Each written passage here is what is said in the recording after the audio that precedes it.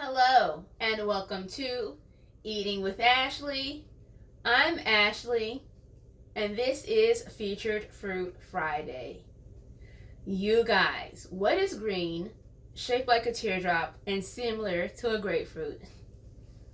A pomelo. Pomelos can be found in your local grocery store or Asian market. They have many health benefits, so it's known as the stimulus of fruit. It promotes good gut health. It aids in fiber. It also promotes heart health by helping lower triglycerides and bad cholesterol.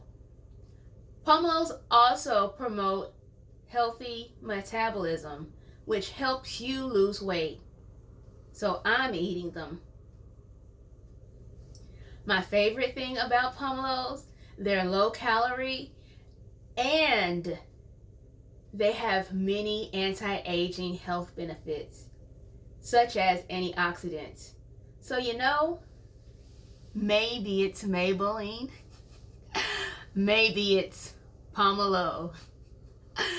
Thank you for watching Eating with Ashley, and until next time.